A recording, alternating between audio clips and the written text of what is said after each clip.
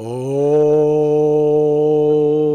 Namo Bhagavate Vasudevaya.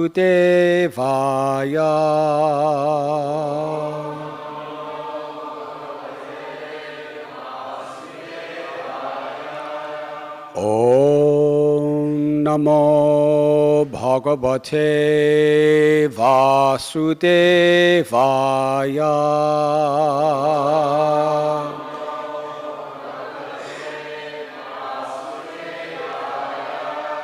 Om Namo Bhagavate Vasudevaya.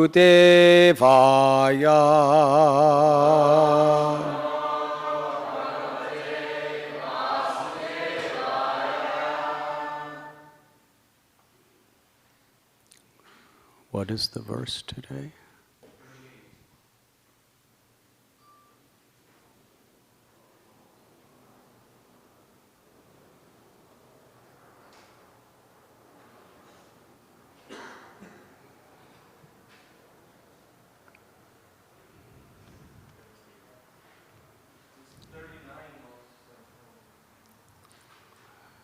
Huh? I spoke 38 yesterday.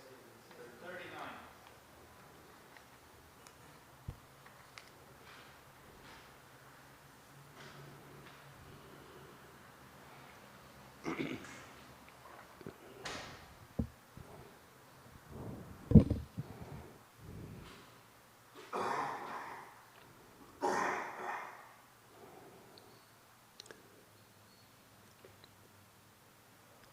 Ataha bhavatava mahimamritaras samudra viprusha sukrid avalidaya. Therefore, O killer of the Madhu demon, incessant transcendental bliss flows in the minds of those who have even once tasted but a drop of the nectar from the ocean of your glories.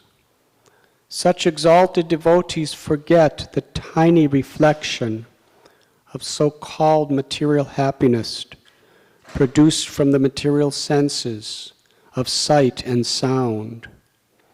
Free from all desires, such devotees are the real friends of all living entities, offering their minds unto you and enjoying transcendental bliss. They are expert in achieving the real goal of life. O Lord, you are the soul and dear friend of such devotees who never need return to this material world. How could they give up engagement in your devotional service? Purport by His Divine Grace, A.C. Bhaktivedanta Swami Prabhupada. Although non-devotees, because of their meager knowledge and speculative habits, cannot understand the real nature of the Lord, a devotee who has once tasted the nectar from the Lord's lotus feet can realize what transcendental pleasure there is in the Lord's devotional service. A devotee knows that simply by rendering service to the Lord, he serves everyone. Therefore, devotees are real friends to all living entities. Only a pure devotee can preach the glories of the Lord for the benefit of all conditioned souls.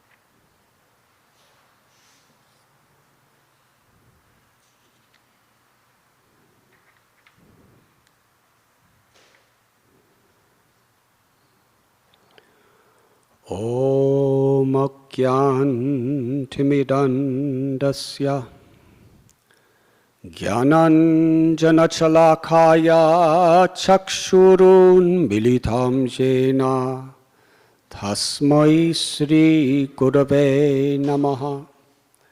Sri Chaitanya Manobhishtam Stapitam Yena Bhutale Swayam Rupa Kadamayam Dadati Swapadantikam Vandeham Sri Guru Sri Jutapatakamalам Sri Gurun Vaishnavamscha Sri Rupam Sagrajatam Sahagana Raghunathan Bitham Tam Sajivam Sadvaitam Savadutam Parijana Sahitam Krishna Chaitanya Devam Sri Radha Krishna Padan Sahagana Lalita Sri Vishakan Bitamscha. He Krishna Karuna Sindhu Dina Bandhu Jagatpate Gopesha Gopika Kanta Radha Kanta Namostate Tapta Kanchana Gaurangi Radhe Brindavaneshwari Vrishabhanu Sute Devi Pranamami Hari Priye Vanshakalpatarubhyascha Kripa Sindhubhya evacha Patithanam Bhavanibhyo Vaishnavebhyo Namo Namaha. Sri Krishna Chaitanya Prabhu Nityananda Sri Advaita Gadadhar Srivasadi Gaura Bhakta Brinda. Hare Krishna Krishna Krishna Hare Hare Hare Rama Rama Rama Hare Hare. Therefore, O killer of the Madhu demon, incessant transcendental bliss flows in the minds of those who have even once tasted but a drop of the nectar from the ocean of your glories. Such exalted devotees forget the tiny reflection of so-called material happiness produced from the material senses of sight and sound. Free from all desires, such devotees are the real friends of all living entities, offering their minds unto you and enjoying transcendental bliss. They are expert in achieving the real goal of life. O Lord, you are the soul and dear friend of such devotees who never need to return to this material world. How could they give up engagement in your devotional service? We are reading today from Srimad Bhagavatam, Canto 6, Chapter 9, The Appearance of the Demon Vritrasura, Text 39.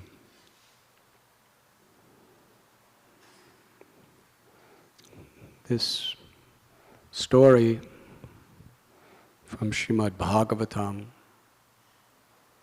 is filled with crucial lessons for those on the path of pure devotion. The very structure of the story in which the teachings are revealed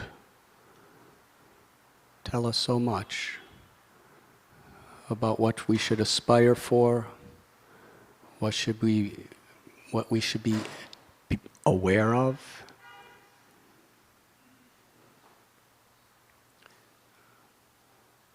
We could begin from so many different places.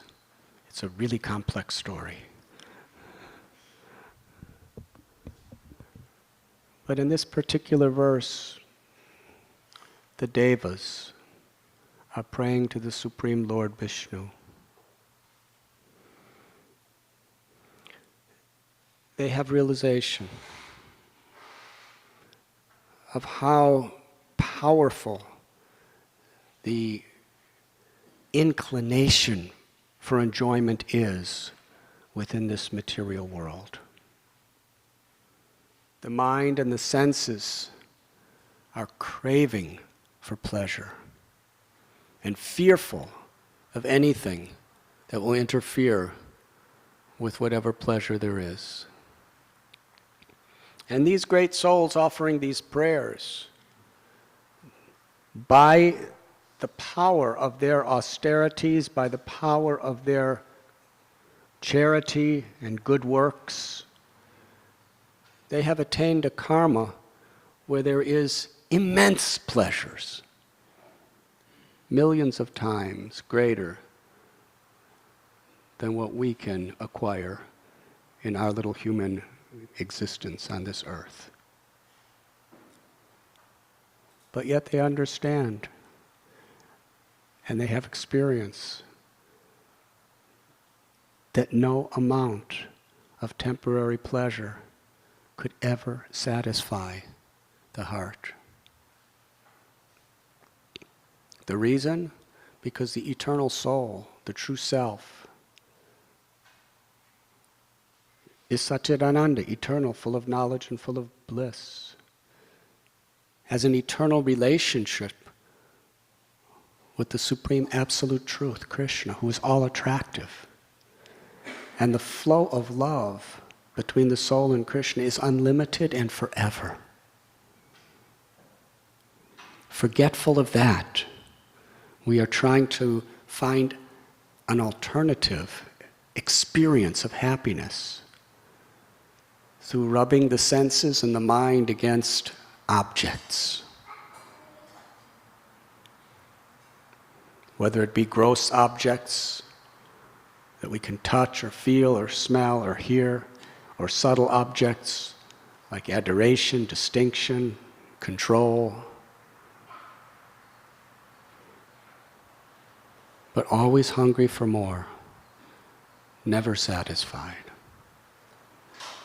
The Gita tells us when a fire is burning, if you put fuel in the fire, it appears that the fire is subdued until the fuel is consumed, then the fire becomes hungrier than ever before. That is the nature of this world. But they have been put into a most critical, dangerous condition because of their egoistic desire to try to enjoy within this world. And now they are praying to the Lord that if we could simply taste a single drop of the nectar of loving service to you, then all the so-called pleasures of this material world become utterly insignificant.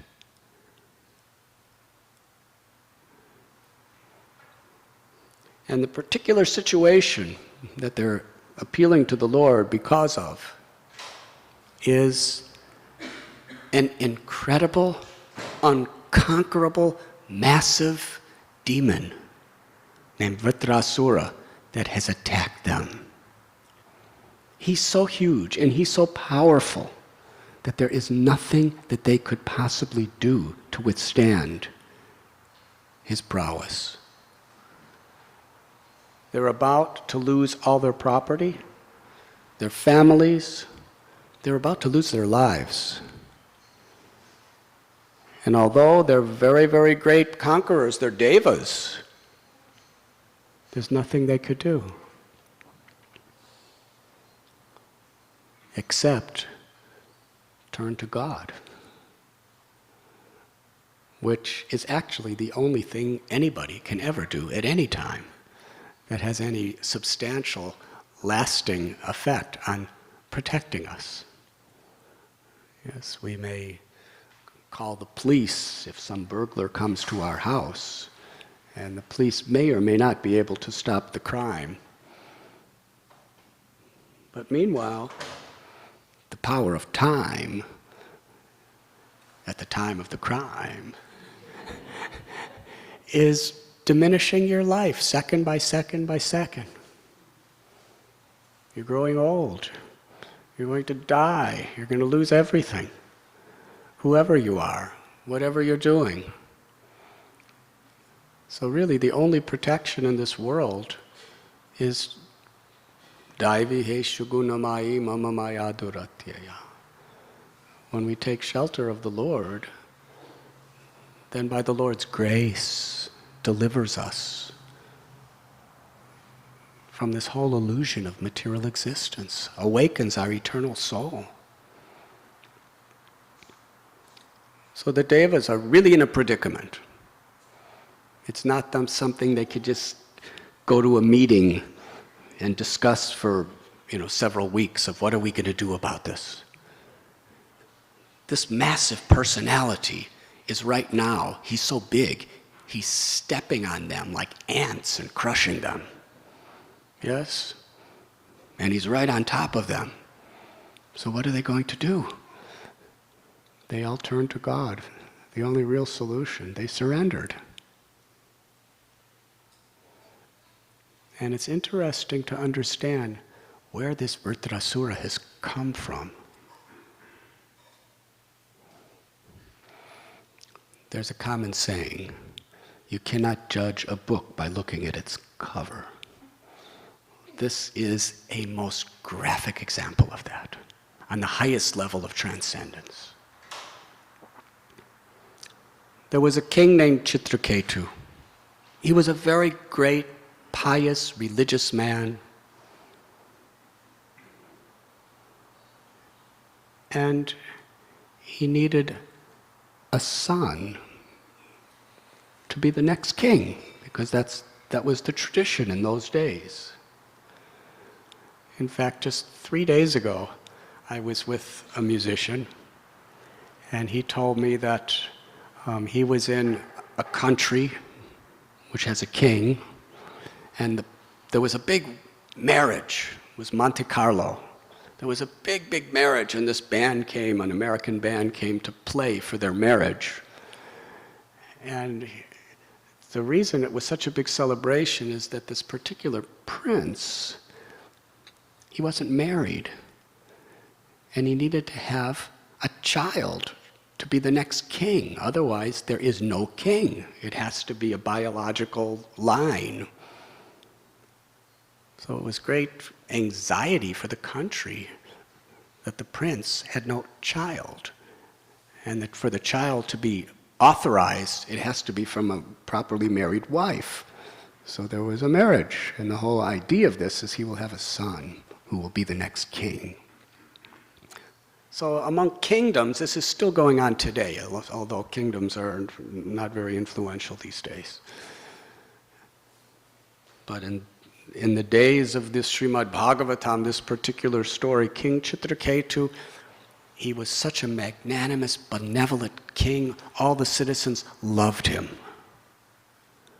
Could you imagine having a leader where everyone loves you? And there was no political parties. He was the king until he decided to give it to his son. There was no votes. There was no campaigning. And he had such property, today he would be a trillionaire.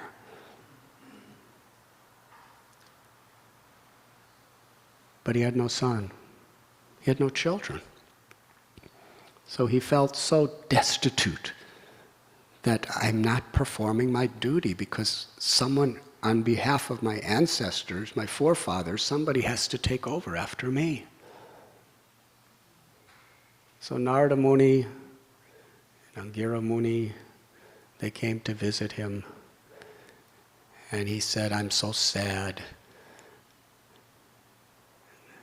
Everything is going super excellent in every way, but I don't have a child.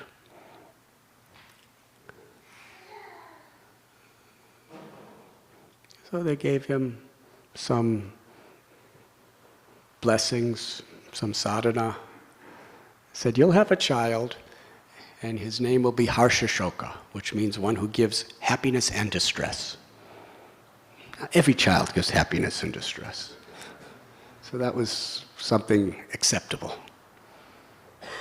So he had the child, but the particular queen that had the child, that gave so much happiness to the father, she was celebrated by everyone. But then there were other queens who burned with envy. It's the nature of the world. If you do something good, some people will love you, and some people will be envious and hate you. And the more substantial good anyone does, the more they could be loved, and the more deep-seated people will envy and hate. It's always been like this in this world. They envied this queen so much. And envy can really cloud one's intelligence. You just become so victimized by this energy that they secretly poisoned the baby.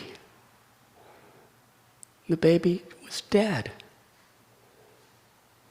Now, everything the king was yearning for and suffering because he didn't have, he rejoiced when he got it. But to the degree you're attached to something, to that degree it hurts when it's taken away.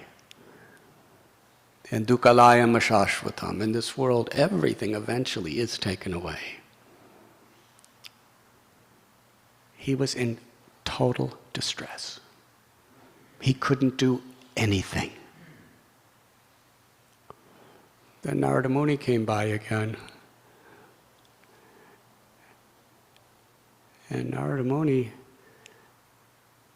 he told the little dead baby to wake up. He said, why have you left your father? And the dead baby spoke transcendental knowledge. He said, actually, I'm not this body, I'm the eternal soul. I'm not dead. There's no possibility of the soul being dead. I was called to be in this body for some time due to my karma. Now I'm being called somewhere else. Who is my father? I've had so many fathers. I've had so many mothers. As my soul is transmigrating birth after birth after birth after birth after birth. Aham bija pratapita. The Supreme Lord is our eternal father and mother. When Chitraketu heard this, he was enlightened. He totally took shelter of the Lord and became a great saint, transcendentalist, who was purely an instrument of compassion for everyone in this world. And that's how he ruled. And one day he was on a tour, and he happened to be around the Kailash area, and he saw Shankar, Lord Shiva. And it was really an interesting setting, because there were all these great yogis, swamis, ascetics, rishis, who had renounced everything of the world to live in the jungle for the purpose of detachment from egoistic material enjoyment, to attach themselves to the highest liberation. That's why they all lived together in the jungle. And their ultimate hero, their guru, was Lord Shiva. And Lord Shiva was among the greatest rishis and sages of the world. And he was sitting, giving them a lecture on the subject of renunciation. And as he was speaking, Lord Shiva's consort, Parvati, was sitting on his lap. And he was embracing her very affectionately in front of all these swamis, yogis, and rishis, telling them about renunciation. He was embracing her with so much love. And the rishis, they were just listening. They were learning, they were taking notes in their minds of everything he was saying. But for Chitraketu, this was really, it was really unusual to give a class like this. So he just couldn't help himself from speaking what was in his heart. Lord Shiva, he's telling all these great renunciates about renunciation while he's embracing his wife on his lap. How is this?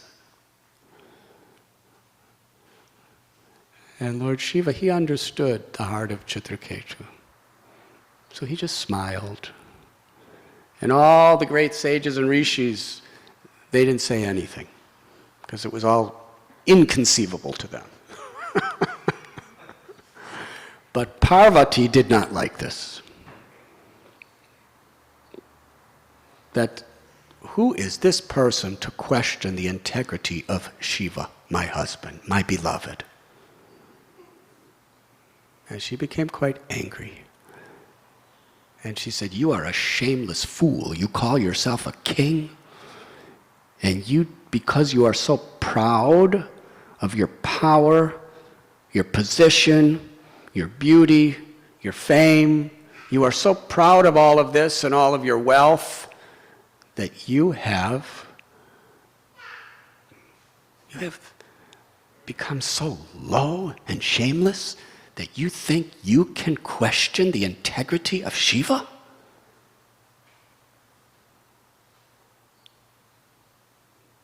Therefore,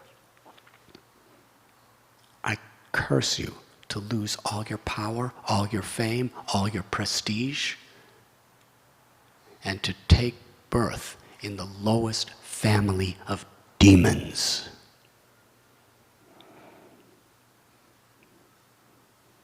Now, if one of us tells you that,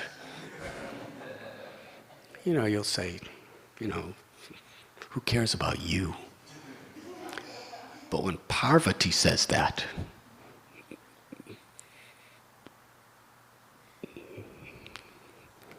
it's going to happen. Chitraketu bowed down to Parvati with folded hands and a grateful heart. The man was just cursed to die and become a lowly demon in hell. And he bowed down with gratitude. And he said, actually, I didn't mean to offend Lord Shiva. I was actually glorifying him in another way. But you didn't understand me properly. But still, you did curse me that I have to take a hellish, lowish birth of being an enemy of all the devotees. And if that is the wish of my Lord, if that is my destiny, I thank you. Now, with your permission, I will go to take my next birth. Tatenu kampam susamikshimano bunjana evatmikrita vikamam. The fact is, Chitraketu Maharaj did make a serious mistake. And when the reaction came, instead of retaliating, because he did have the largest armies on the whole planet, he could have retaliated. He could have made excuses. He accepted even this most painful destiny as the grace of God. And he was happy. He was grateful. And he thanked the Lord and thanked Parvati and asked permission. Now let me go on and carry what I'm supposed to do. When Lord Shiva saw his reaction, he became ecstatic. Narayana parasarve nakutachana vidyate swarga pavarga narakeshu apitulyartha darshana. He said, just see the qualities of a devotee of Lord Narayan. All they want to do is serve. Whether they're in heaven, whether they're on earth, or whether they're in hell, makes no difference to them, because they know in any situation they can serve. Just see this Chitraketu Maharaj. He's happy to serve wherever the Lord wants him, in any situation. This is the glories of the true devotees. This is the highest liberation. Where there's love in the heart, we know that there is no situation, there is no predicament in the material, spiritual, or anywhere that we cannot serve. And our happiness comes through our service, not through the environment. Lord Shiva himself glorified Chitraketu as being the greatest Mahatma, the greatest saint. But then Chitraketu died and took his birth as Vritrasura, this really hideous, ugly, gigantic king of demons. And he's attacking the Lord's devotees because that's what he was supposed to do in this birth. And Indra, I'm going to go fast forward. There's going to be a tremendous battle between Indra and Vritrasura. And Vritrasura was just more powerful in every way than Indra, the king of heaven. Indra threw a thunderbolt at him, and Vritrasura just caught it and threw it back. And it hit Indra's elephant, and Indra's elephant vomited and fell down. And Indra was thinking, finished. There's nothing I could do against this unbelievable personality. He's just too much for all of us. There's nothing I could do. He gave up.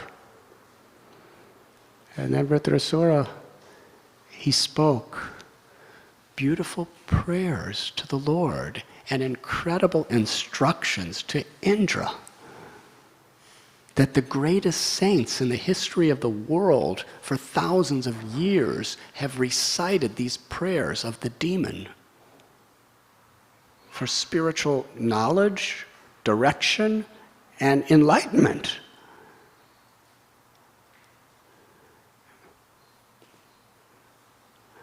Essentially, he tells Indra that you're supposed to kill me. Why are you afraid? You're afraid because you're so proud and you're so attached to all of your physical pleasures. I have no attachments. My destiny is that you're supposed to kill me and free my eternal soul from this demoniac body of mine that I was destined to. And I'm going to go back to the eternally supreme liberated position of loving service to my Lord. I'm just yearning and longing to be connected with my Lord. I'm only doing all this demon stuff because that was my destiny. But in my heart, I'm constantly meditating on the beauty and the sweetness of my Lord and being an instrument of the Lord's compassion in everything I do. Kill me! You are so attached to your materialistic situation. You are so egoistic. Therefore, you're reeked with fear of losing it. You're so attached to your physical body. You're afraid of death. You're so attached to your position and your power. You're ashamed that you're being defeated by me. But as for myself, my only attachment is that most beautiful, gracious, and loving Lord of my heart, who's waiting for me And I'm waiting for him. So give up your cowardice, your ego and your attachment. You're going to win the battle, and you're going to have to go on suffering, trying to protect your kingdom and enjoy your life. But I'm going back to the spiritual world. So who's going to be the winner of this battle? Defeat me, and I will attain supreme victory. This is a paraphrase of the dialogue.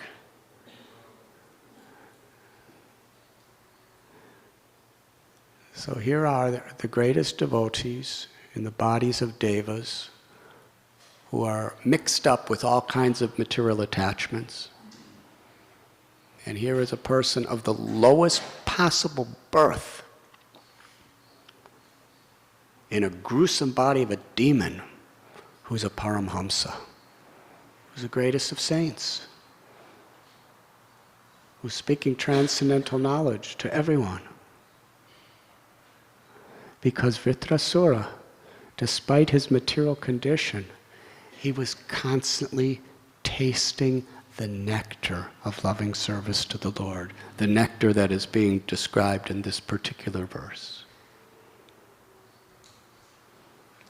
Srila Prabhupada would sometimes quote the verse, Vaishnavera Kriyamudra Vigyana Bhujai, that we can't always understand the mind of a great soul. And this particular story very much highlights this principle. Is there any questions?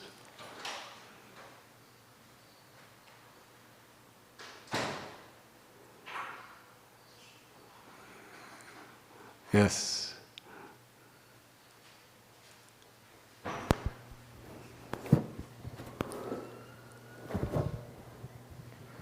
Thank you, Maharaj, for this very wonderful class.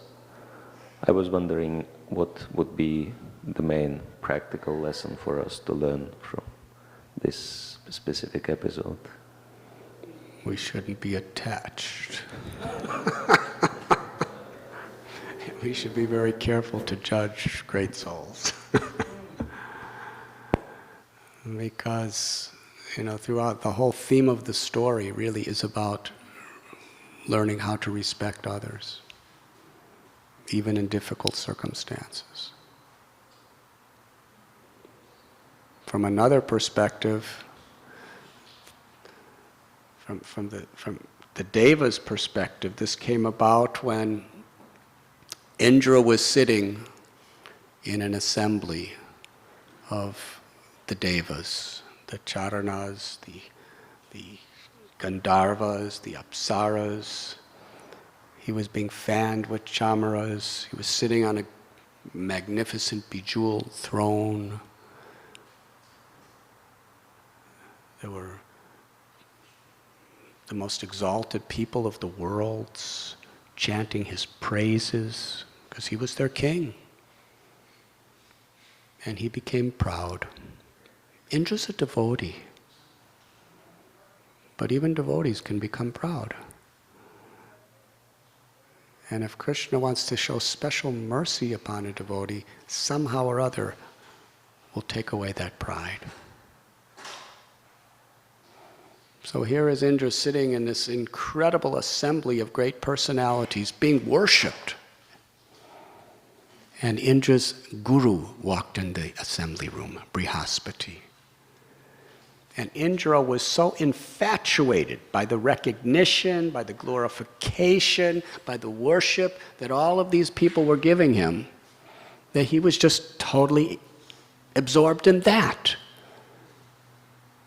And when his guru, Brihaspati, came in the room, Indra just sat there and continued accepting all the glorification and worship.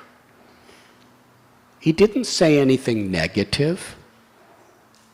He just didn't say anything. He didn't have the common respect to stand up and greet a great person or offer him a seat, because he had his seat. He was obviously thinking, I'm so important to all these people that I don't have to, respect somebody else in this situation.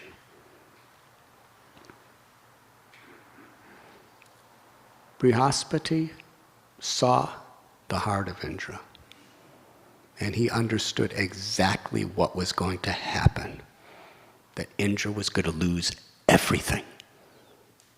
So Brihaspati didn't curse, didn't say a word. He just understood destiny is going to take its course. And he silently left the room. After he left, Indra realized, what did I just do?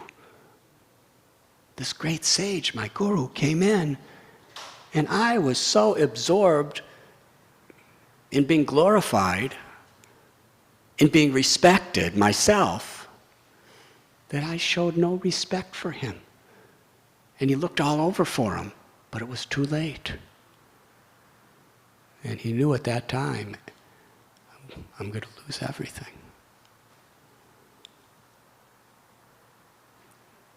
Yasyaham anugrinnami harishita dhanam shanai.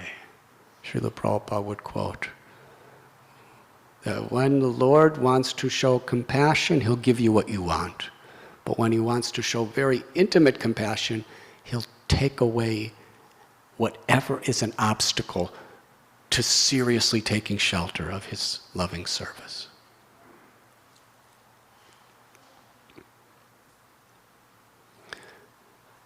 Now, from another perspective, we read in the Bhakti Ratnakar about when Rupa and Sanatana Goswami, when they were living as the home minister and the prime minister of the entire kingdom of Bengal, which went all the way down through South India and Orissa, Andhra Pradesh. It's very powerful. Actually, they couldn't go into Orissa, I'm sorry. But it was a very expansive. King Prataparudra was Orissa. But the king of Bengal was very powerful, with mass provinces. And he gave so much power and wealth to Rupa and Sanatan, who were then Dabir Khas and Sakar Malik by name. They were multi-billionaires, magnificent palaces. Have any of you ever been to their place, Ramakeli? There's Rup Sagar and Sanatan Sagar. It's where they would bathe in beautiful gardens. And we brought several thousand people there. And all of us only just took up one corner of the bathtub of Sanatana Goswami.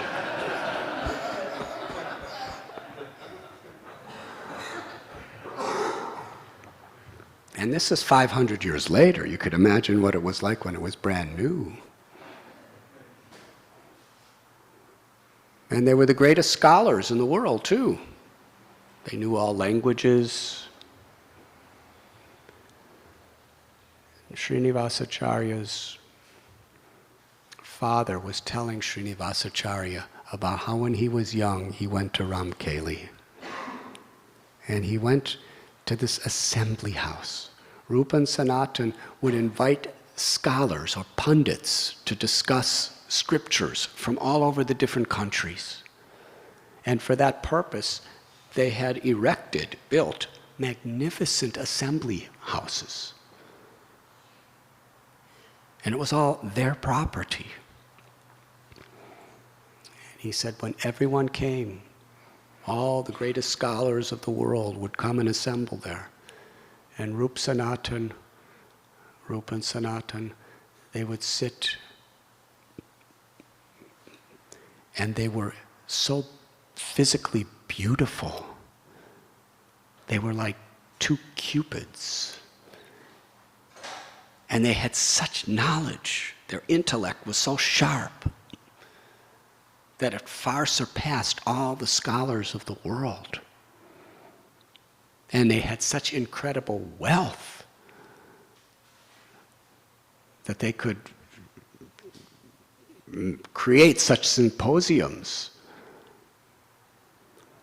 He said, what impressed him the most is even in that assembly, sitting in their exalted seats, if anyone came in, they would come down off their seats, they would greet that person, bow to him, arrange accommodations, arrange prasad, give everything. He said, this is the most extraordinary person. One who has so much and is still humble like a blade of grass. Amanina manadena. Lord Chaitanya taught, true renunciation is this. True renunciation doesn't mean living like a beggar. True renunciation doesn't mean giving away all the physical things you have, including your cell phones.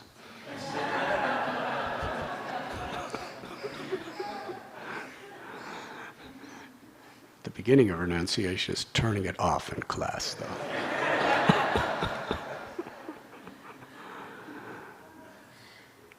Lord Chaitanya taught that true renunciation, whether you're a king or whether you're a Swami living in the forest, real renunciation is amanina manadena. To give all respect to others and not to expect respect for oneself.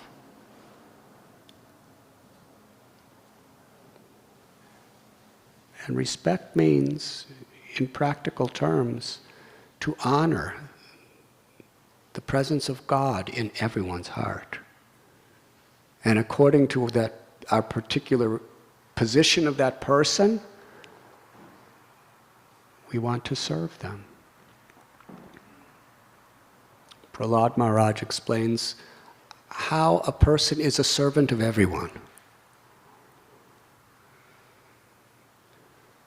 To those who are in an exalted, superior position, we serve them by submissively inquiring, taking guidance, instructions, and following those instructions.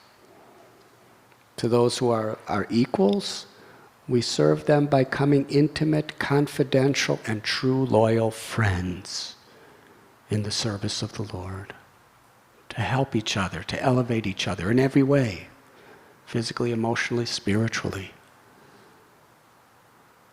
To those who are in a lesser position, in a sense,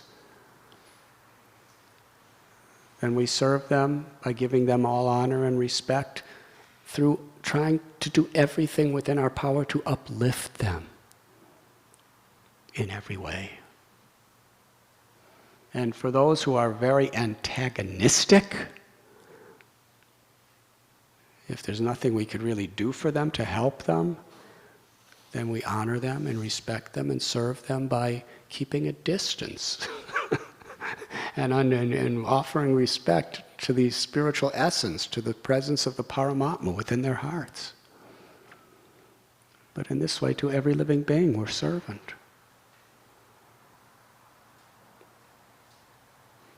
And we read about great souls like Vasudeva the leper. He had leprosy and there were worms eating his body away. And if a worm fell from his body, Vasudeva would offer his obeisances to the worm and very, very respectfully and tender, lovingly, he would just pick up that little worm and say, here's something to eat. Here's some place to live, and place him right back in the body from where he came from. Now, we cannot imitate that. If we try to imitate the most exalted souls, we will either go insane or we will die. But the principle is how to give honor and service to everyone according to their position. When I lived in the jungle of Himalayas, one sadhu taught me this. He says, you have to serve everyone. You have to honor and respect everyone. And for the poison cobras and the scorpions and the leopards and the panthers. You don't serve them by embracing them, because they don't want you to embrace them. That's why they bite you, because they don't like you to do that stuff to them. You give real service to them by just staying out of their way. And just from a distance, honoring that God is within their heart. So Rupa and Sanatan, even people who were so less than them in every way,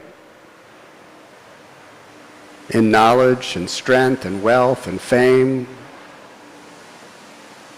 even just a common person who just walked in, they would bow down. They would offer them a seat. They would arrange accommodations. They would arrange prasad personally, directly. And Srinivasacharya's father was saying, this is the greatest quality in a human being. The quality of respect. The quality of honoring others in service. And this quality really melts people's hearts. Srila Prabhupada had that quality. And it melted hearts. Here was Srila Prabhupada, great scholar of Vedanta. A Paramhamsa, most exalted saint, pure devotee, was living in Vrindavan, relishing the deepest nectar of the loving pastimes of Radha and Krishna. He came to the Lower East Side of New York. Before that, he was in the Bowery. And here he is, 70 years old, and he's with teenagers, or people in their early 20s. And here he is, a great scholar of Vedanta, who's living the highest, most moral, ethical, spiritual life. And he's with hippies. Prabhupada was bathing 3 times a day. These people hardly bathe 3 times a year.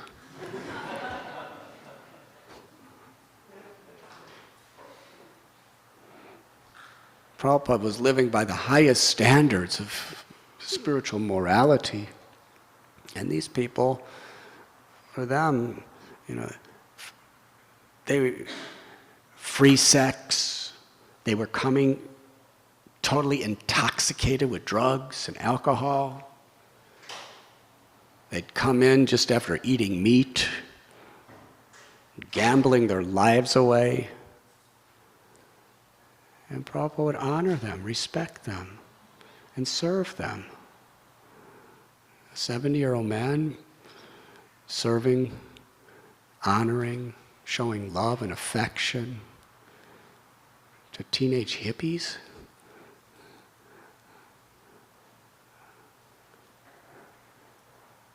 And because of that quality, he totally melted their hearts. He conquered their lives. Because it wasn't his, it was God's love just manifesting through him in the most incredible way. And they were willing to accept anything he said.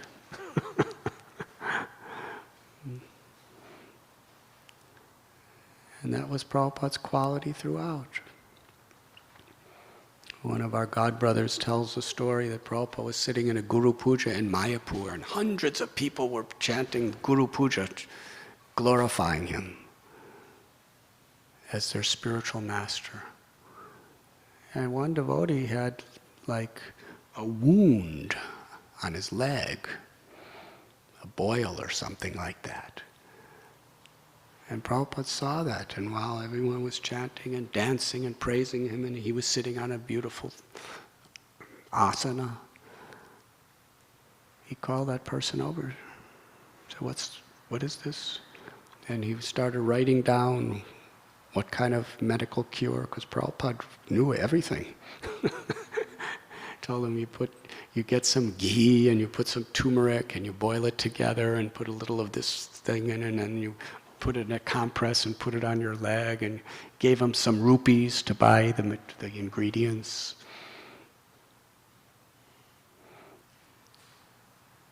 To a disciple. He just wanted, it was just his nature to serve, to love. And he was only accepting honor and glorification just to serve everyone, to help them to make spiritual progress. Nothing for me.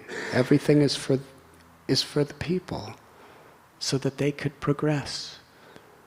Whether it was cooking for them, whether it was putting medicine on them, or whether he was giving lectures to them, whether he was chastising them, whether he was accepting worship from them. It was all in the mood of honoring the soul and serving others. This is the basic principle of renunciation. This is the basic principle of human life and its purpose. Amani namanadena. And this story, from so many directions, is illustrating this. Indra lost everything because that's what he needed to do so that he could learn how to honor and respect others and not be infatuated by false pride. And however big or little we may be Indras within this world, this is the message of the Srimad Bhagavatam. Does that answer your question? Thank you very much. Srila Prabhupada ki jai.